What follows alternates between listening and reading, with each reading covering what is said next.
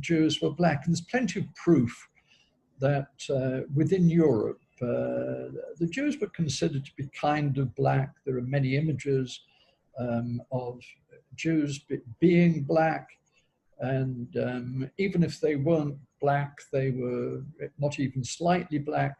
They were kind of considered to be black in one way or another. So blackness and Jews really went hand in hand. In the 19th century, the idea of Jewish blackness was reinforced by the discovery of all of these actual black Jews in India and Africa, all over the place. And by 1850, the main racial theorists of the day started saying that, yes, actually, Jews are Negroes. Negroes, in some way, are also Jews. This is the conflation. It's partly political, it's partly metaphorical, and it's very, very significantly biological. Hello and welcome back to the page. I'm your host, Ashriel Moore, the ambassador of the African Diaspora Collective right here in Israel. So today I have something super interesting for you. And this is a conversation that was being had by people from an organization called Kulanu with an esteemed professor, researcher, investigator, tutor, Dr. Tutor Parfett, who's dedicated so much of his time, energy, research, years to researching the history, the migration patterns, and the existence of, some say, Jewish communities in Africa. But we know also that these are Israelites who have migrated to Africa and who've found refuge there from thousands of years ago. And so usually, when we have this conversation about Israelites in the interior of Africa, most people who've never dedicated even 1 minute to researching this topic, they automatically dismiss it, right? It's like there's something that they're afraid of. Like, no, that's not possible. That couldn't happen. But this esteemed professor has dedicated time and energy and research to really studying these communities on the African continent. And his findings have been nothing less than incredible, amazing. And so I just extracted a portion of that conversation. It's going to be pretty extensive, but super, super duper interesting. Listen with your ears, but also listen with your heart. Professor Parfett is a British historian, writer, broadcaster, traveler, and adventurer, having appeared on the History Channel, BBC, PBS, in many documentaries on the study of lost tribes and Jewish communities around the world, particularly in Africa, Asia, and the Americas. He is the founder of the academic study of Judaizing groups in Africa and is widely introduced as the British Indiana Jones. He actually has a hat like Indy. Currently, he is the Distinguished University Professor at Florida International University and director and founder of the Global Jewish Program there that hosts many Jewish programs at the Jewish Museum in Miami Beach. Professor Parfett is Emeritus Professor of Modern Jewish Studies in the University of London at the School of Oriental and African Studies, SOAS, where he was the founding director of the Center for Jewish Studies. He is the Senior Associate Fellow at the Oxford Center for Hebrew and Jewish Studies and serves as corresponding Senior Fellow of the Académie Royale des Sciences. I think I pronounced that okay. He is the board chair of the Academic Advisory Committee of the Paris-based Project Aladdin, whose goal is to promote mutual understanding between Jews and Muslims. In that capacity, he has brought Muslim state leaders and high-ranking Muslim clerics to visit Auschwitz. He is a fellow of the Royal Historical Society in the UK.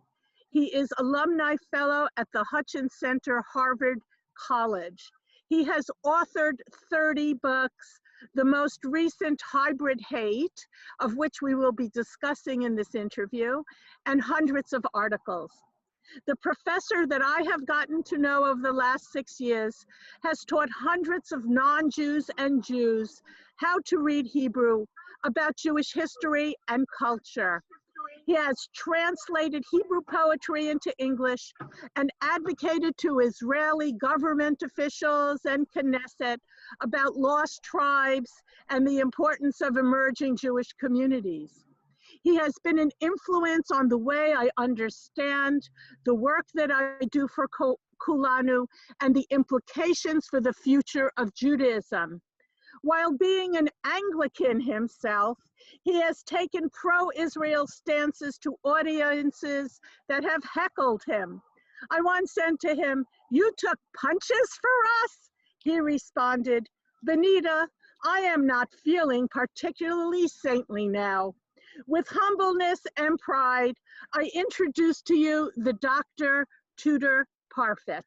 Well, thank you for that very generous introduction, Bonnie. It's been great knowing you over the last many, many years. We've done a lot of things together. We've traveled the world in Papua New Guinea and Nicaragua and elsewhere. And it's always been wonderful being associated with you and your husband. I'm very fond of him, as you know, and with Kulanu in general. So it's been a great ride in many respects, and it goes back about 30 years, I think, my first contact with Kulanu. So, okay. So we set up a bunch of questions, so this will be an interview style. And the first question, Professor, what prompted you to take on Jewish studies as your academic pursuit? Well, I was very lucky, really, because when I was a kid of 18, I was sent through an organization called Voluntary Service Overseas to Jerusalem. And for a year, I worked with handicapped people in a place called Akvara Shvedi, the Swedish village, just outside Jerusalem. And during that period, I learned a little bit of Hebrew, a little bit of Yiddish. I got absolutely fascinated in the whole business of Israel, certainly, but Jewish communities as well. And I had a great friend called Lola Zinga, who was the social worker in the Kfar Shvedi. And once a week, we would go to some place in Israel, some remote moshav or village or something like that, and meet the parents of one of the kids in the institution. And so by the end of the year, I'd met Jews from really literally all over the world, from Bukhara or from Kurdistan or from the States, obviously, from the Yemen, everything.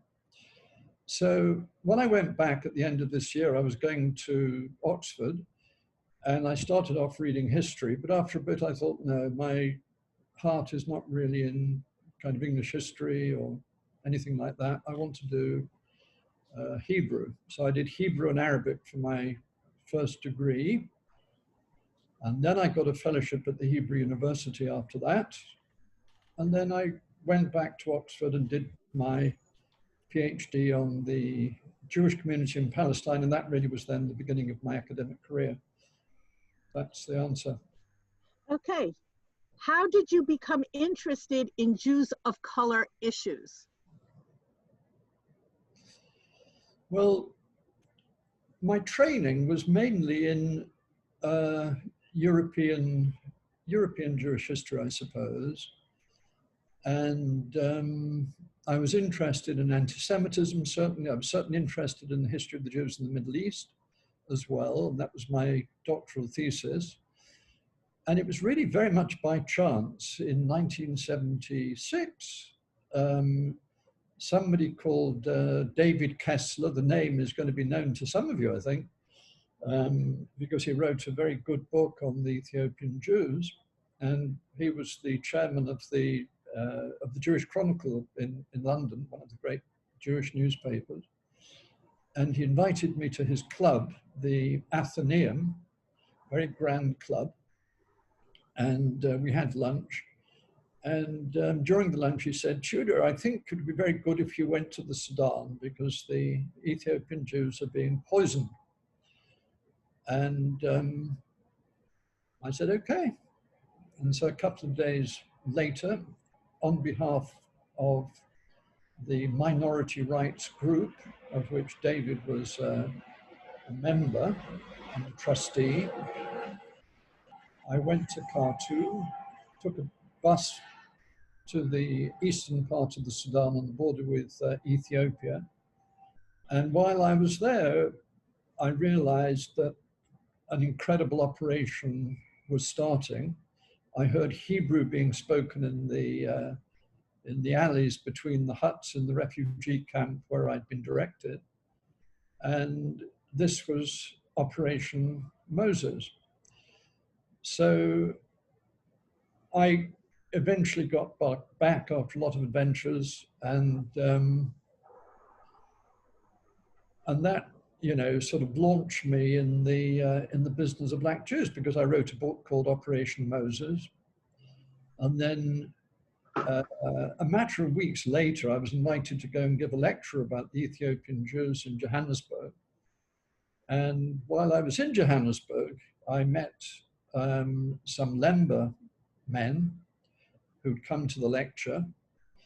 And the other people in the lecture hall were, you know, they were mainly white South African Jews. And it was a very prosperous, quite intellectual group. And at the back, standing up, were half a dozen quite poorly dressed black men wearing yarmulkes. And so at the end of the lecture, I kind of tottered over to where these men were standing, and I said, well, who are you? And they said, well, we're the same as the Ethiopian Jews, we're Jews. And I think that I must have looked pretty dubious about this. And they said, no, really, believe me, believe it. You have to believe. And if you just come to our villages, you'll soon see that we are telling the truth, and that we really genuinely are a lost Jewish tribe. So that weekend, I did go with them to their villages in what was then called Venderland. And I was sort of convinced that there was some Semitic background to the stories. It was incredibly interesting, fascinating things they had to say. And when I got back to London, I went to see Lord Whitenfeld, who was my publisher. And it was he who published the book that has already been mentioned. It was my first travel book, The 13th Gate, long time ago.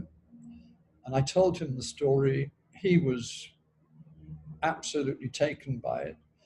And he said, get leave from SOAS, go back, I'll give you a good advance and do what you want to do. And what I wanted to do was to go on a journey which followed the oral tradition of the Lemba across Africa, because their story had it that they came from a place called Senna. They weren't at all sure where this was. And it seemed to me, wrong map, that this was a journey worth doing. If you just go on to Tudor Parfett, Extraordinary Journey, there's a map of it on the internet, which was put up some years ago by the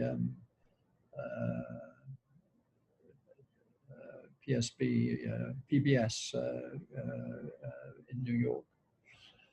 So that's how I kind of got into the business of Black Jews. First the Ethiopian Jews, that led me to the Lemba in South Africa. And then I kind of took a break, wrote a book about the Yemenite Jews, and I did various other things, a book on the lost tribes of Israel and the way that that was mythologized and became part of a sort of colonial mytheme, if you like. And then finally I wrote a book which was pulling everything somewhat together, and that was published back in 2012 or 13, and that was called The Black Jews of Africa and the Americas, and that was published by Harvard University Press. And I suppose at that point I really thought this was it. You know, I didn't really have anything else to give to this topic, and it was with some irritation about 3 years later that I came across a Jewish community in Africa which I didn't know about and which I hadn't mentioned in my book. Should we, wait, Professor, should we go in order of our questions and get to that one later?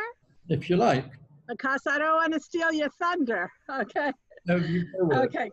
So I also know that one of the books you wrote about the opening essay, the one that was published in 2013, really changed my view. The opening essay is What Color Are the Jews? And it was a study of Jewish sources, Christian sources, and Islamic sources on the discussion of what color Jews are. So you are one of the founders of the Academic Studies of Jews in Africa and Lost Tribes, and have traveled extensively to far away and sometimes dangerous places for your studies. I know you've contracted dengue fever and other traveling diseases. We met on our travels to Papua New Guinea. Would you like to talk about some of your travels to places where most people don't want to visit? Well, Papua New Guinea was a very interesting thing. I was invited quite a few years ago by Sydney University to go and give a lecture. And the real reason for wanting to go to Sydney in the first place was because my son was there and I wanted to see my son. So I accepted this invitation to Australia, which I'd never visited before. And I was staying in this hotel in Sydney, and one day I got a telephone call to the hotel, and it was from somebody in Papua New Guinea. And so he said that he was the leader of the Jewish community in Papua New Guinea, and he'd read about my stuff on the internet, and he'd understood that, you know, I'd managed to prove through genetic means that the Lemba in South Africa, this black Jewish tribe, or this black tribe that claimed to be Jewish, and somehow managed to prove this through genetic study. And he wanted me to do the same thing for his tribe in Papua New Guinea. Well, it seemed to me to be entirely improbable that Jews ever historically got to Papua New Guinea.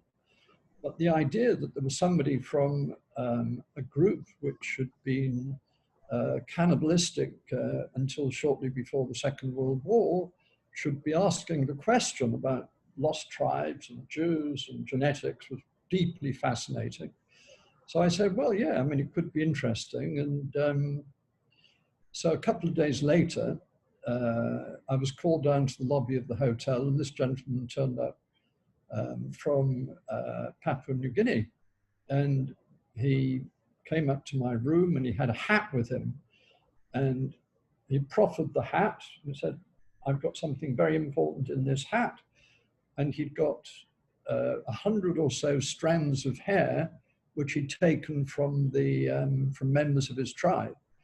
And so what he wanted me to do, which in fact was theoretically feasible, was to take the hair back and have the DNA extracted from each strand of hair. But in fact, it wasn't able to work that way. And so I had to, if I was going to do it, I had to go back to Papua New Guinea. And I went back and listened to the stories and the tales that they had, which associated them in some way with the people of Israel. And eventually, They were getting deeper and deeper into their desire to be Jewish or to study Judaism. And so I thought it would be a great idea to take the Sussmans on a trip which I organized, I guess it was in 2013. So a group of students from FIU and the Sussmans went to Papua New Guinea, and I guess the idea was essentially to instruct them in Hebraic matters, and Rabbi Sussman played a very leading role in this, and they really wanted confirmation as a group that the DNA studies that we'd done proved their claim to be Jewish, which it didn't. And of course, on a previous trip, I went quite a number of times. I'd found myself on a small island surrounded by 500 or 600 heavily armed tribesmen who were desperate to learn from me that DNA had proved that they were Jewish. And so I had to be a little bit, well, I suppose, circumspect about the answer that I gave, which I suppose you could call mealy-mouthed, but it wasn't certainly a direct refutation of their hopes and aspirations. In my mind, it doesn't really matter. I don't think DNA makes any difference about anything, really. It might prove some historical movement back in remote history. It could conceivably do that, but it certainly doesn't make anybody Jewish or make any group Jewish. Judaism is not a strand of DNA or anything like it. So still, it has been a very interesting ride, the genetic ride. Okay, so now let's talk about your new book, Hybrid Hate, that can be bought on Amazon. I think we're putting up a link to it. There'll be a coupon attached to it. It's published by Oxford, and I think it's coming out November 6th. What prompted you to write this book? Well, I rather prematurely, and I'm sorry about that, moved to the question of my frustration and fury when I discovered that there was a Jewish community in Africa that I hadn't written about.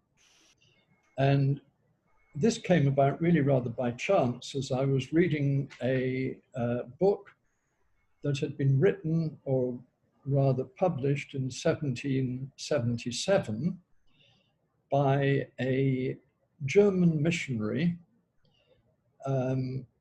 who had gone to the what we call the West Indies, the Caribbean, to study a particular German missionary group there, which had a number of slaves. And he had interviewed these slaves, and one of the slaves told him the following tale, that according to a slave who had come from Loango, which now we could have that map up, it's on the west coast of Africa, and it was an independent African kingdom until the end of the 19th century. Quite a well-organized place. You can see it up here.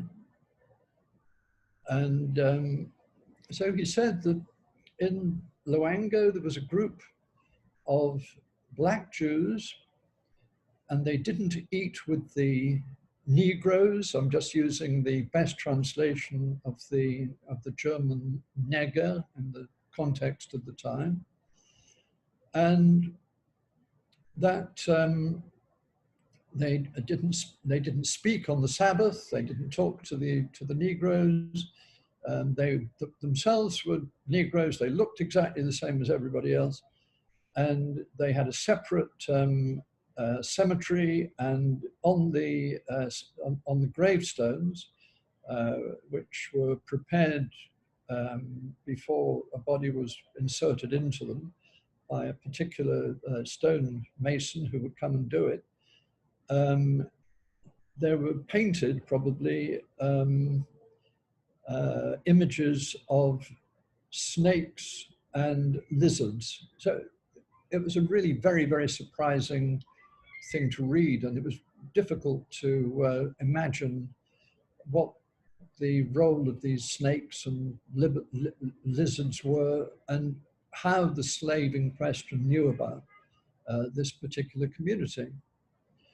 And sort of looking around at the usual sources in, you know, Jewish history or African history, African studies, books about Loango, anything that you could think might be relevant to a really odd Jewish community, there was nothing. And if you look today, you will not really find anything at all. But, and that's the beginning of this new book, the one that's coming out, I think actually towards the end of October. What I did discover was that it became a really hot topic among Enlightenment thinkers by the end of the 18th century. Okay, it's published in 1777. Immediately the following year, there's a big discussion of the importance of this from a racial point of view, from a biological point of view, and it spread. And so soon, Enlightenment racial scholars, biologists, geographers, all kinds of people involved in the German Enlightenment, the French Enlightenment, and the British Enlightenment, they were fascinated by the idea that that Jews could be black. Okay. Now, why were they so fascinated? Their fascination actually rather mirrored my own fascination.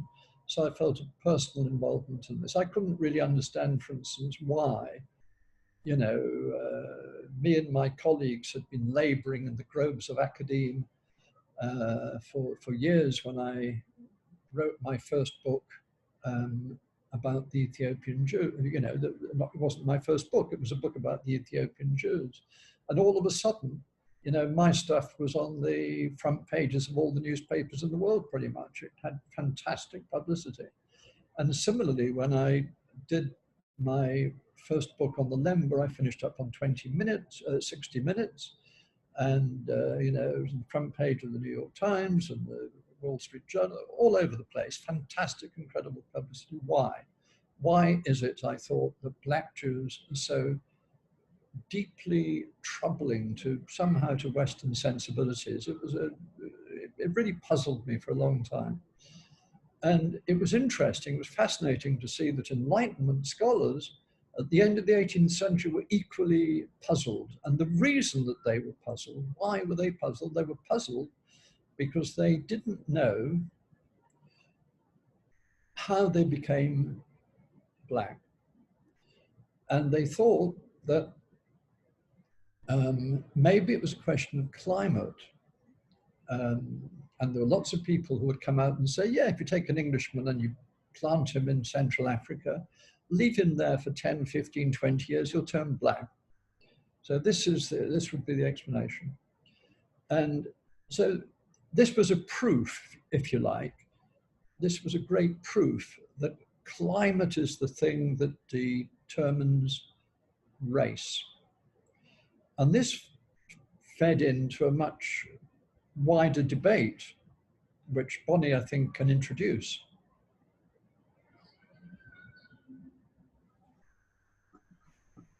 I think this leads us to the discussion of the difference. In the book, you use the phrase monogenism and polygenism. Is this the question you're looking for, Dr. Parfett? Yes, I think that's exactly right. Please explain what they mean and how they shed light on today's issues of race relations. Well, in the same way that over the last 6 months,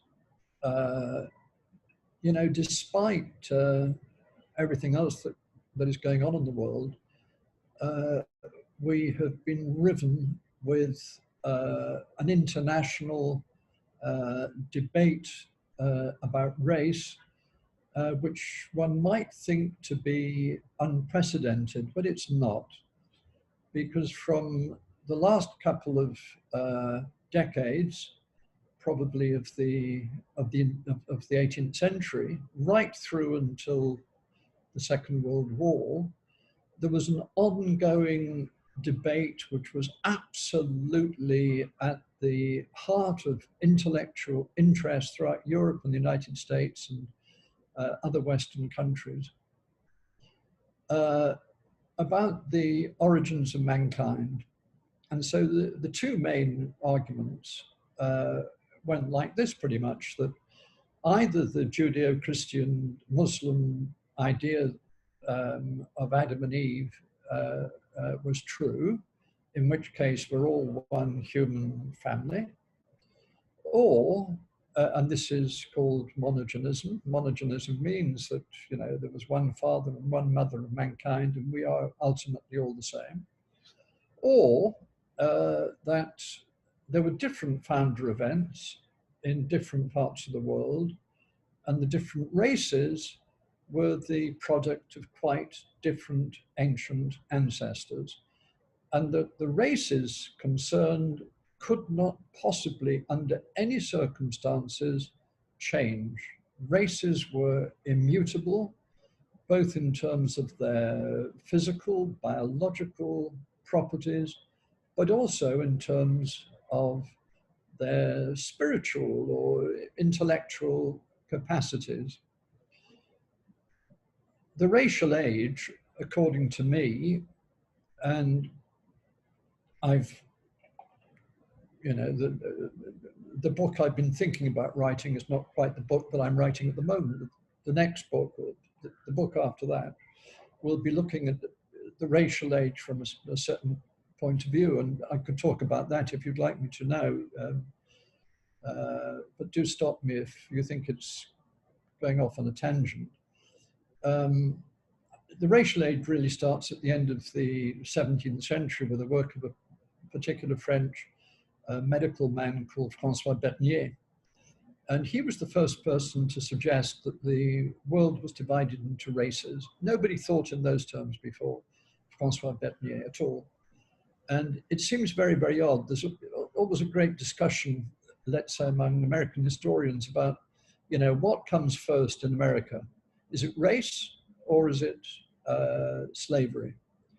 And the truth is that when slavery started, nobody was thinking in terms of race. So it could be that, that slavery, in a way, developed into racial prejudice.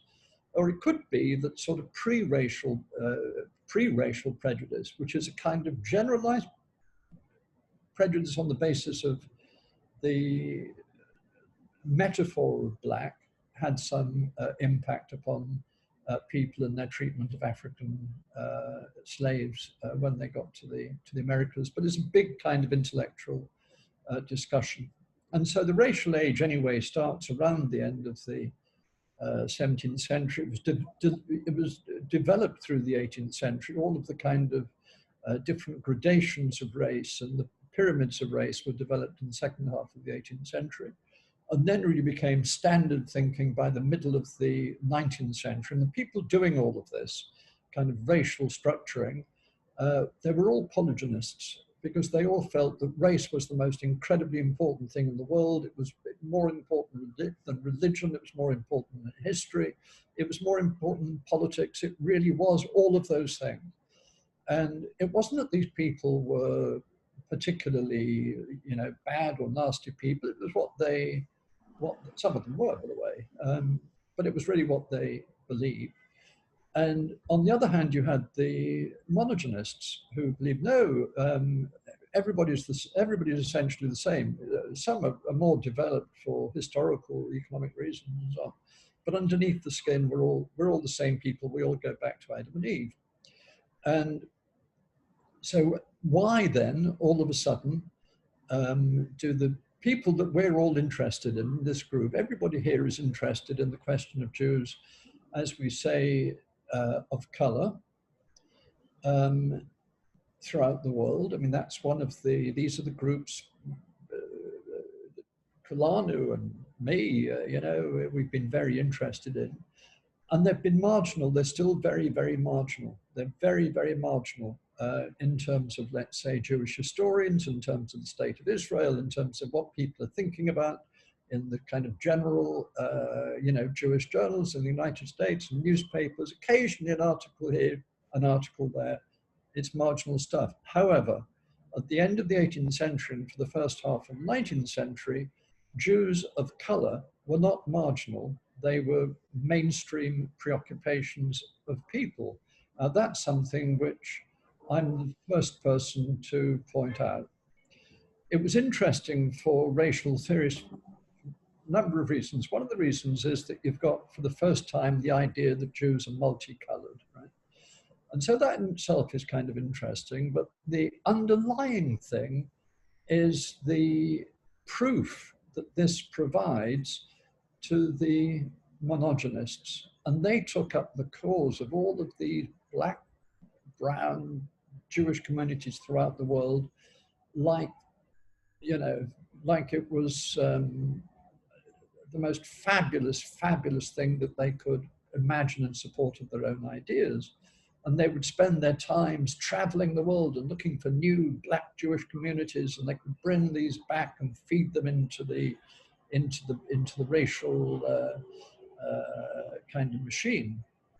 And it was simply this, that if Jews can change racial look, if they can change face, if they can change color, as they did in the case of, apparently in the case of the Jews of Loango, or as they did in the case of the black Jews of Cochin in Kerala, or as they apparently did in the case of the Bnei Israel of Bombay in Western India, or as it apparently did in the case of Jews who were living at the time in the Sahara, or as it appeared to be with Jewish communities who, according to travelers, were at the time living in the Jordan Valley, about whom I sadly know not nearly as much as I would like to know, and various other groups. All of these kind of black Jewish groups, brown, they were all kind of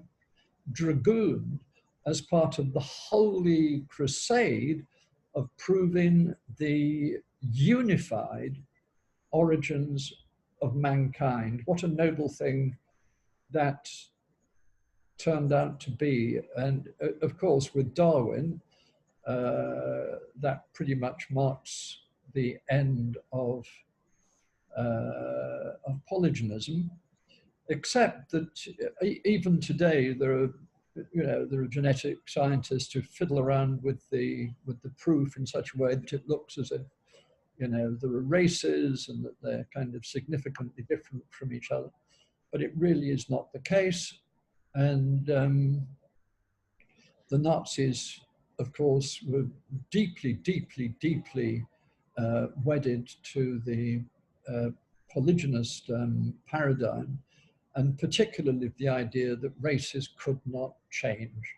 So the Jews, they constructed as being a, you know, sort of mishmash, almost an unrace, but deeply dangerous to the racial purity of the Reich, but unchanging. They'd been unchanged and unchanging for thousands of years, as indeed had the Aryans and other racial groupings. So should we go to the question about conflation? What does conflation mean? Were there different kinds of conflation of Jews and blacks over time? Or should we go to the question of looking at your slides? Well, let me quickly just deal, because the conflation is in the title of my book. And I think just to say what I mean by it would be a good introduction really to the slides. And Bonnie sort of mentioned very kindly a chapter in that 2013 book.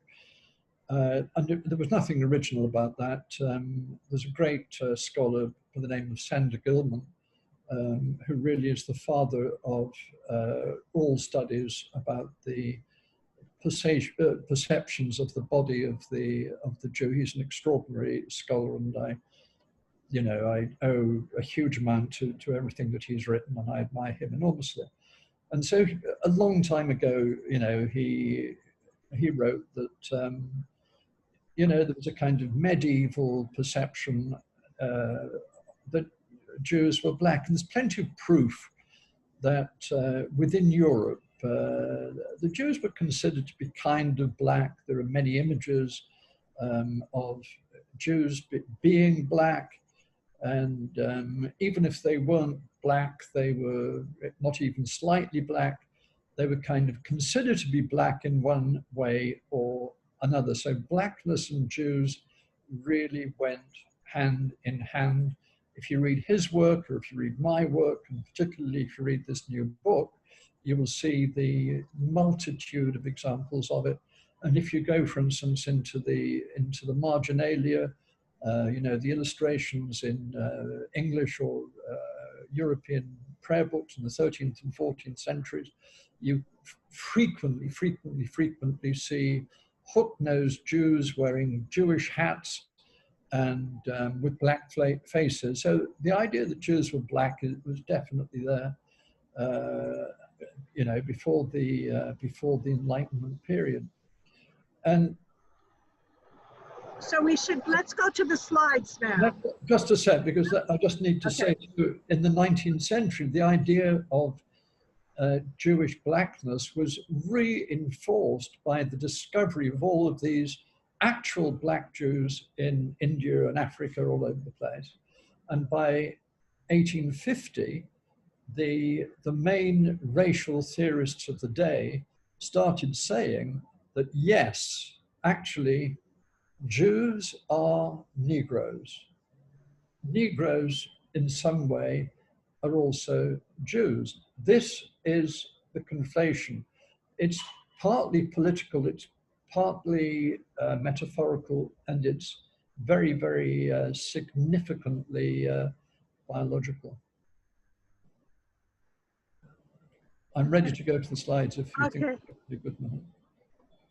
No, it's like picturing the Jews as chameleons of some sort, right? They like pick up the identity of the place where they live or something. Yes, I mean, I think that's certainly part of 20th century anti-Semitic discourses that they take on the colorings of wherever they are, and you can never tell a Jew. And one of the great problems the Nazis had was that, according to Nazi theory, you could tell a Jew by looking at him. A Jew is obvious. He's physically obvious. He's black, for a start. And he's got a Jewish face, he's got a Jewish body, he's got Jewish ears, he's got Jewish hair, he's got Jewish everything. Except when it comes to it, you couldn't actually tell the difference between a Gentile and a Jew in the area of the Third Reich. And all of the thousands, tens of thousands of studies that were done measuring noses and measuring ears and measuring, forehead slant, all of the kinds of things that they were doing in the first half of the 19th century and even into the 20th century, they proved to come up with a single thing that would help in the identification of Jews. So at a time when the Nazis desperately needed to be able to identify Jews so they could murder them, they didn't actually have any way of doing it physically. They had to rely upon documents, and they had to rely upon spies, and they had to rely upon the concierge at the bottom of the stairs who said, Monsieur Cohen, il est en bas. Oh, that sort of thing. But when it came to taking somebody in, looking at them in the face and saying, yes, that guy is Jewish and we can prove it because of X, Y, and Z, they couldn't do it at all. And they desperately tried to do it throughout the period of the Third Reich. And so all kinds of studies were done to try and prove that the ears or the nose or whatever it might be, blood types was a favorite for a while until it was shown that there were no blood types that were unique to Jews at all, etc., etc. Okay, Let's go to the slides now. So this is just the slide which we don't really need now. This is just showing where Loango is, and you know, after the initial mention in 1777 of the Jews, black Jews of Loango, there was a German expedition exactly 100 years later to the area of Loango coast, and there are three big fat German tomes that emerged from this scientific visit, and there we have a lot more information about them. Sadly, very little is known, if anything, about their cultural or religious practices, but we do know that they were there. They were exactly where the slave back in the 1770s had said that they were. They had a specific culture. They were relatively well off. They were traders, etc., etc. So actually a very, very interesting community. And what is deeply fascinating is that, as my dear friend Nathan DeVere, who is the greatest of scholars on the subject of the Jews of Africa, a wonderful, wonderful scholar, and you should certainly be looking him up and buying his books. He's a great, great man. He's traveled everywhere and he's fearless. So he's told me about Judaizing movements in and around the area of the Jewish community of Loango in the present day. And it would be really interesting to see if there's any connection. But the latest piece of information I have about the community is something coming from the 1950s or early 1960s, which suggests that they moved inland towards the end of the 19th century, probably, and they went to the edge of the rain forest, a little to the north of the purple mauve area of Loango here, and intermarried with pygmies in the area of the, as I said, of the rainforest. You know, if there's any connection between them and Judaizing manifestations today, I'd be really interested. I don't know if there are, but future scholars will be able to tell us perhaps in due course. But it would be very interesting to do a DNA study on that group if they're still there. So that's that slide. So this is one of the kind of interesting depictions. This is Caiaphas appearing, Jesus appearing before the high priest Caiaphas, and then the people in the back are Jews. As you can see, they're black and they've got hooked noses, and they're looking a bit sinister. And these kind of stereotypical Jewish faces are totally, you know, usual, if you like, in the illustrations to be found in prayer books in England. And there are a couple of wonderful books written by scholars. One, Kaplan, fabulous book, which is looking particularly at the way in which Jews are represented in medieval texts, pictorial texts, or rather illustrated texts. And here's another one. It's a beautiful thing, which would have been part of the robes of an important priest, probably a bishop or something, and it's embroidered. And it's, if you're interested, next time you're in the V&A in London, you can try and go and see it. And what you see is Jesus carrying the cross, and what we have is a black person beating him. And given that there are no Africans mentioned in the Old Testament, at least with respect to the period of Jesus, nothing in this period. The assumption is that this may be a black Jew, and that would be consistent with the images that I've already mentioned. So one of the interesting things is the question of the face. And in the 18th century, a new science of physiognomy was formed. And through the face, initially, the idea was that you can, if you really understand the face, and if you understand the science of the face, the real science of the face, then you'll be able to choose a husband or a wife suitably. You can choose a servant. You can select a doctor who's going to be helpful and honest.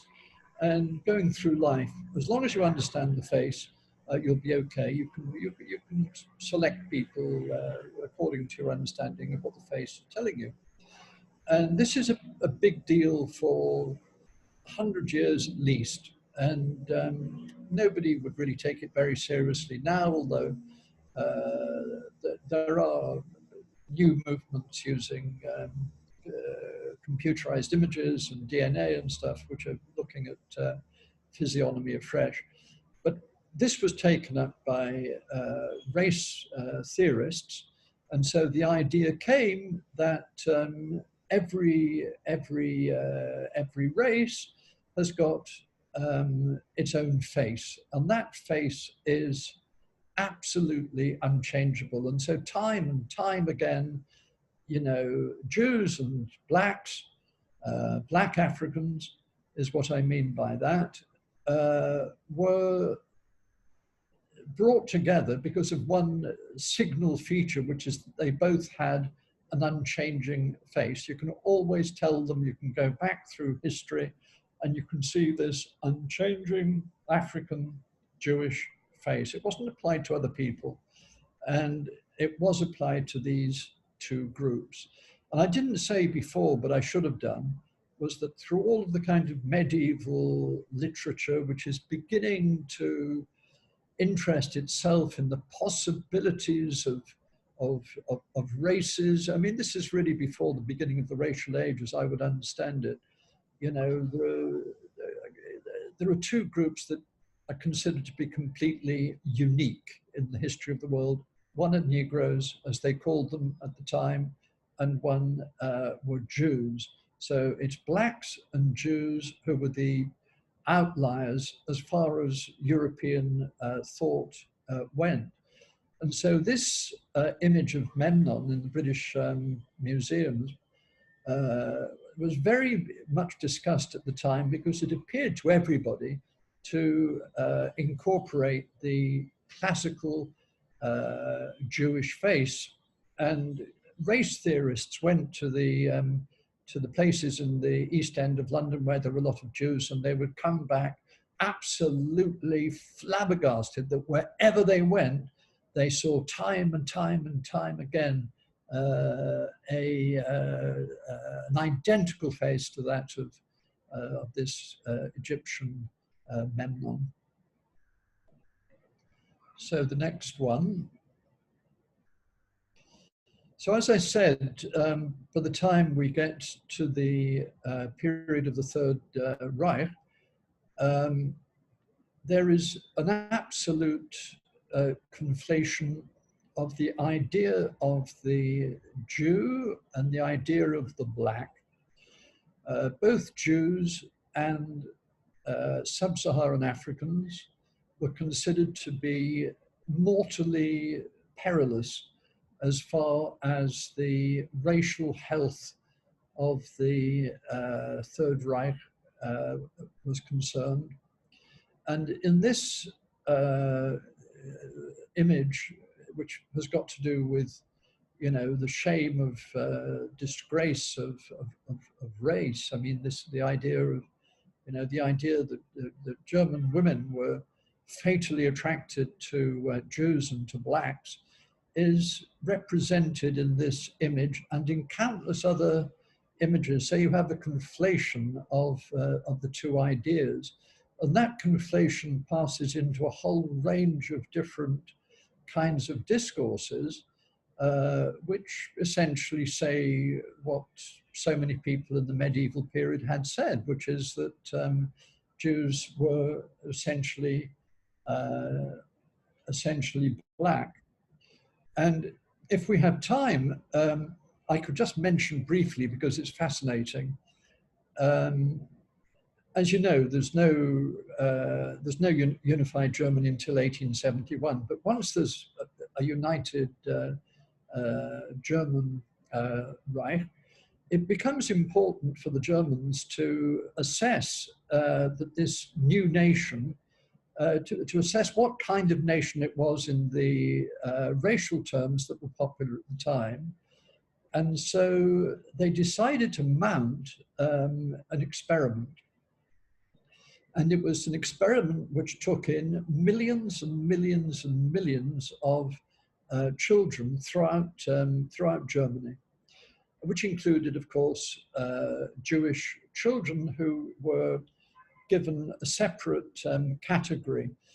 But basically what happened was that teachers were given the responsibility of marking down things like eye color, hair color, skin color, and so on. And they were given a method of assessing on the basis of eye color and hair color what the skin color really was. But it wasn't the actual skin color that you could see that was the skin color that had to be marked onto the sheet that was given to the teachers to fill in. It was the skin under the sleeve. It was the skin under the sleeve. It was the naked skin. And so if you look at the naked skin, you could see what the real color was. And so it was embedded in the ideas of all of these millions of children in the 1870s who grew to adulthood, you know, by the turn of the century, that visible skin color can be very deceptive, and the real skin color is somehow something to be determined, something that is, so to speak, under the sleeve. And this becomes incredibly important during the Nazi period in a very curious way, because it's a sad thing to have to say, but an enormous amount of Nazi racial theory was and legal practice was borrowed from the United States of America, which has always been really a hotbed of the most violent racism. And indeed, it's very, very easy to show. It's actually incredible. People haven't made a bigger deal of it.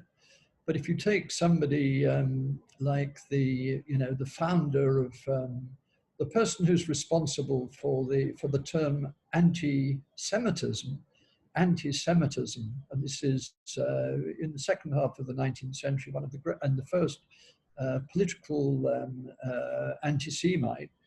He became an anti-Semite. He became an anti-Semite as a result of going to the Americas and seeing the way that black people were discriminated against, both in the United States. Also, he went to Nicaragua, interestingly, where slavery was practiced even later than here in the US. So you can see that, you know, the hatred of black people impacted mightily upon the period of the 19th century that led into the racial ideas of the Nazis. And even during that period, they were totally viewed as one thing. Hitler himself said that, talking about the United States, he said it's half nigger, it's half Jew, half Negro, half Jew. And he would have used the N-word, I'm sure, had he been speaking in English. And forgive me for using it, but it seemed appropriate in that particular context. And in another context, Hitler himself said that yes, Jews are Negroes, full stop. They were thought to be Negroes, full stop. That is conflation. Next slide. So this shows that the ideas of the Nazis really were not unique to Germany. They also spread to fascist Italy. This is a really interesting fascist racial journal. And here you can see somebody who's supposed to be a Jew on the right-hand side, and he's being aided and abetted by a black African on his right. And here you have a picture of an unblemished Italian maiden, and they're in an act of joint seduction.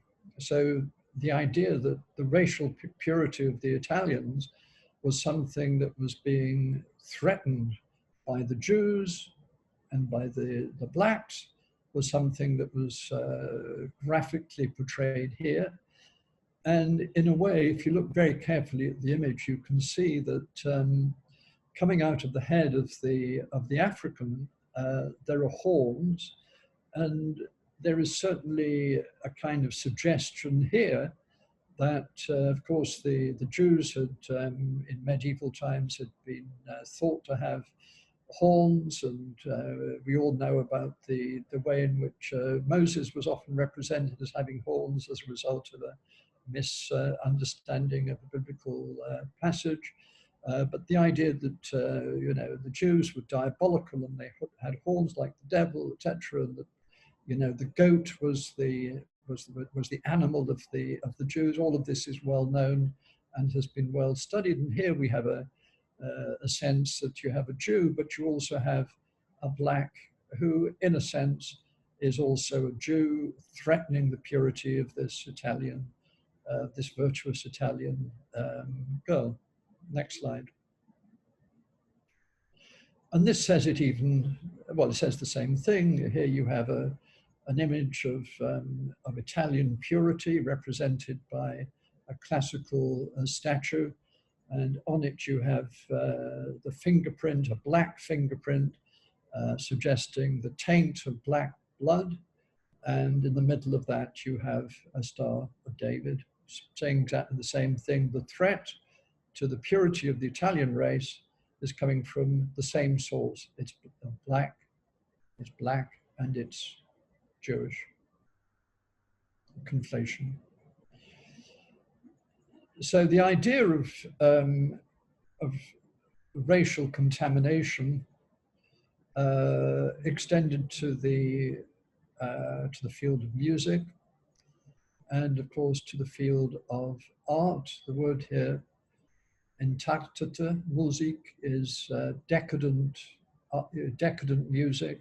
Decadent art was the other thing, and anything Jewish or anything arising from black culture, wherever it was, whether it was African, whether it was African American, was eventually banned. But this is intriguing because this does represent the idea, which is in fact not false, that the jazz and the music of the 1920s, the music of jazz and swing, etc., was a joint enterprise of Jews and blacks, and it comes out of a sense among Jews and undoubtedly among blacks at the time as well, that the fate of Jews and the fate of blacks were somehow intertwined, and that they had a huge amount in common. And I think that the Jewish involvement in jazz particularly was an expression of that. Next slide.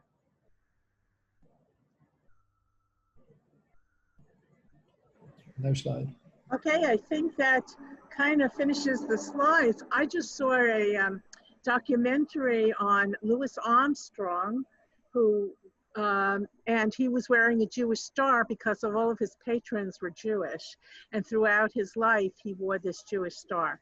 So so we discussed how these ideas feed into the nightmare of the Holocaust. So let's get to today.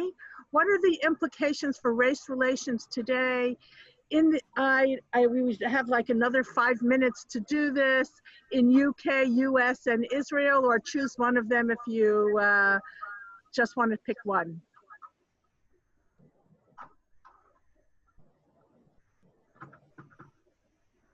Did you hear me? I didn't hear what the question was. Oh, I'm sorry.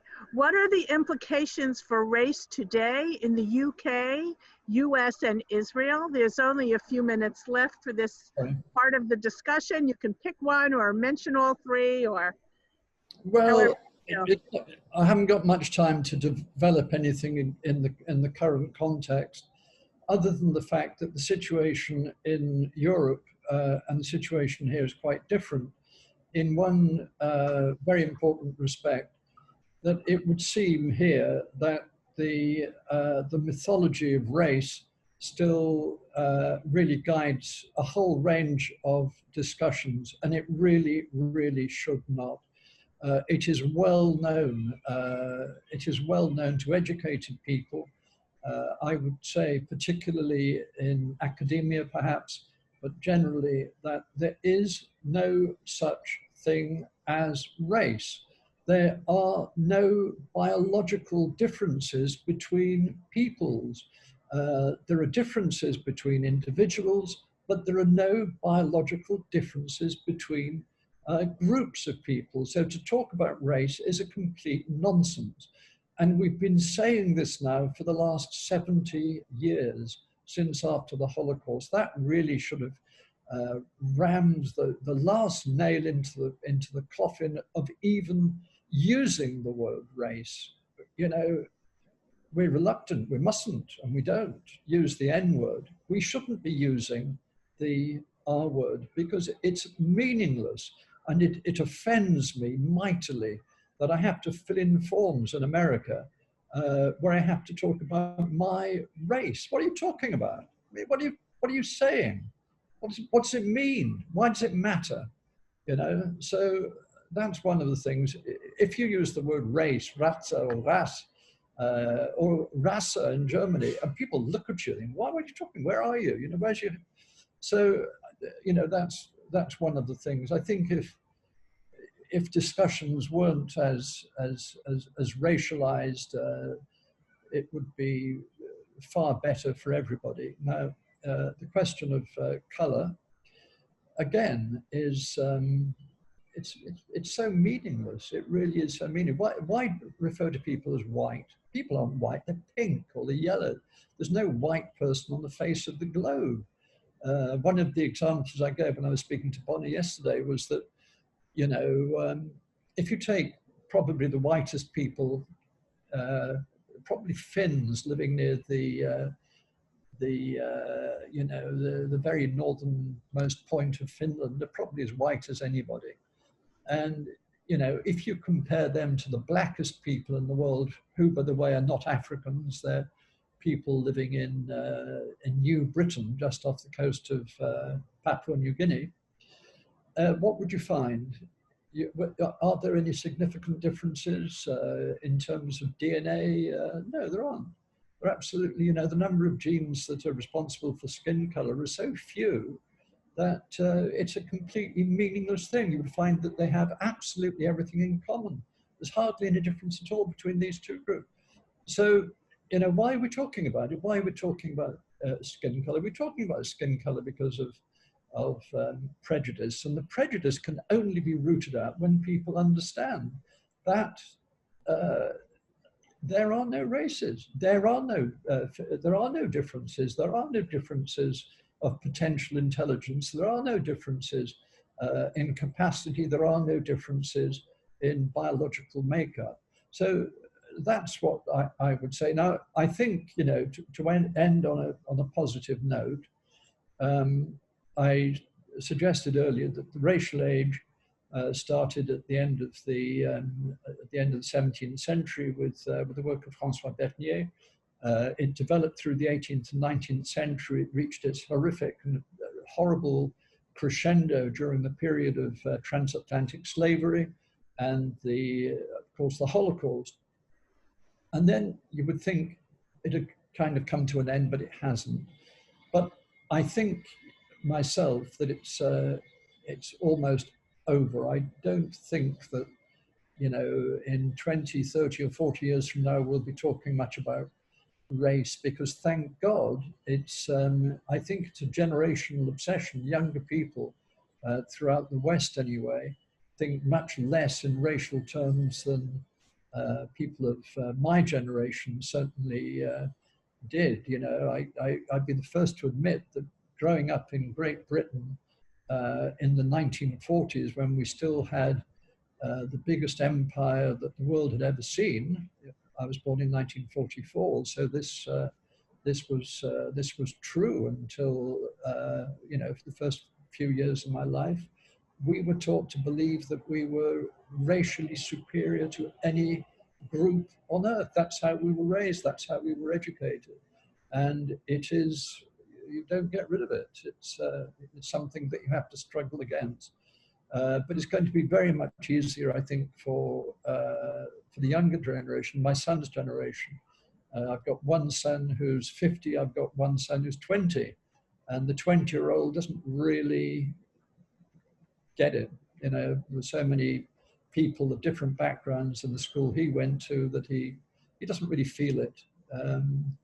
So I think there are glimmers of hope. In America at the moment, the whole thing is devastating, and it's very largely the result of this awful pandemic.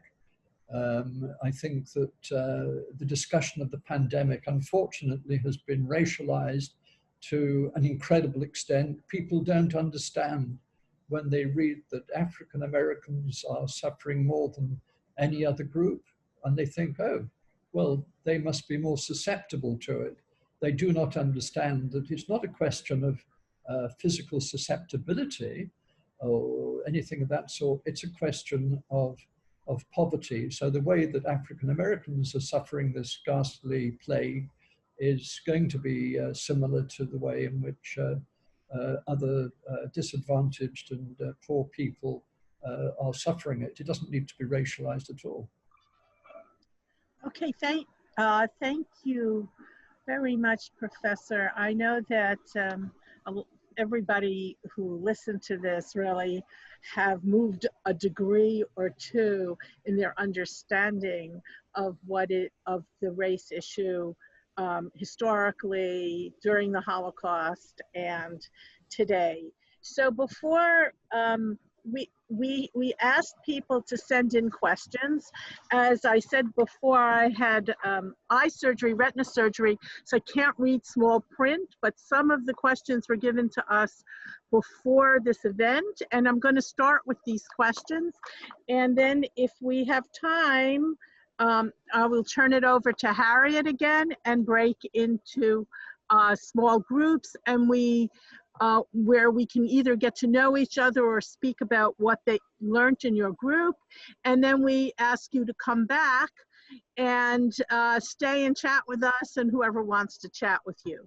So the first question I received, and this is in no particular order, and it's not necessarily related to stuff that you talked about.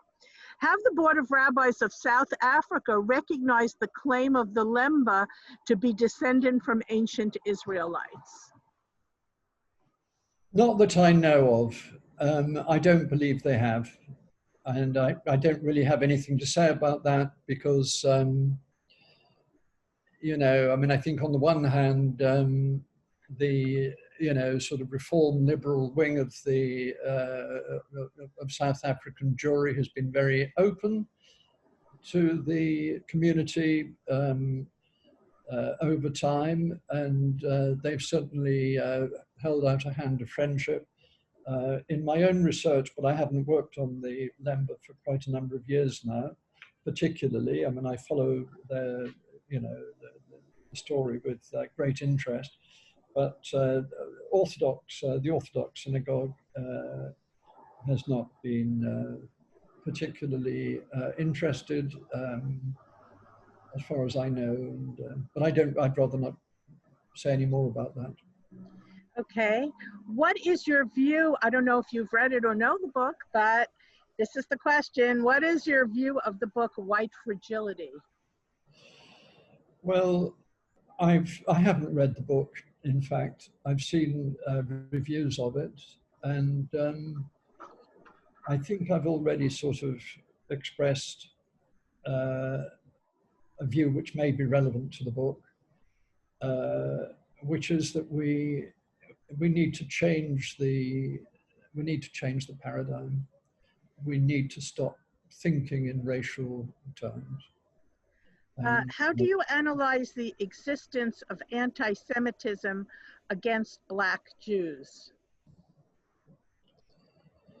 Well, I think that, anti-Semitism is a very complex phenomenon, obviously, and as soon as Black Jews declare themselves as Jews, then they run the risk of being identified as being Zionists. And so I know, for instance, that in South Africa, the Lemba got into some trouble because of a perceived association with Zionism, which was not considered to be a good thing, and that may have led to some prejudice against them.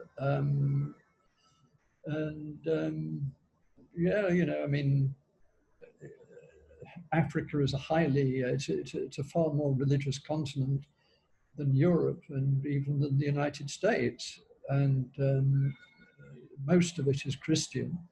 And the number of Christians in Africa is growing. The other main religion in Africa is Islam. So both for Islam and for Christianity, being Jewish is not probably such a great deal.